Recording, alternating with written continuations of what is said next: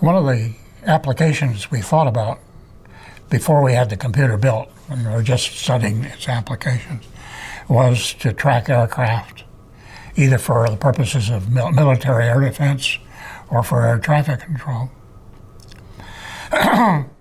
About this time, the Russians set off an atomic bomb, and they also had airplanes, copies of the B-29, which could actually reach the United States on one-way missions.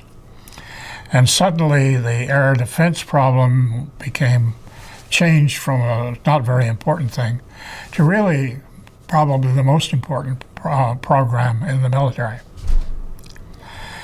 So there was all kinds of work going on about that. George Valley, who had been a physics professor at MIT, or was a physics professor, and had been a major player in the radiation lab, started a Air Force Scientific Advisory Board panel to look at air defense.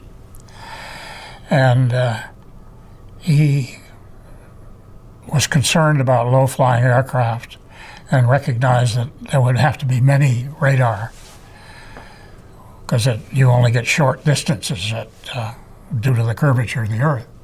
So we had many radars, and how did you handle all the information?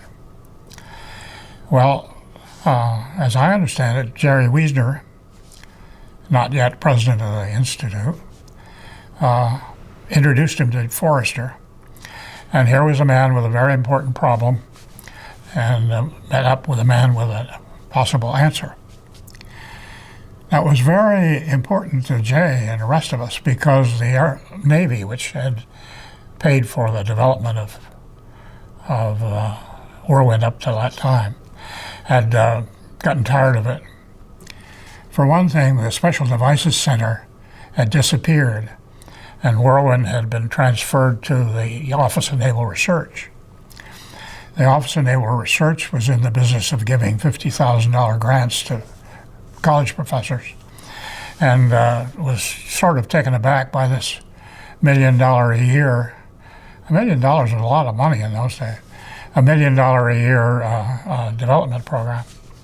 So since the computer was actually working, they felt that maybe this was time that they stopped pouring all this money into it. So George Valley showed up, backed by the Air Force, with a real problem, real priority, lots of money, and we started working on applications to air defense.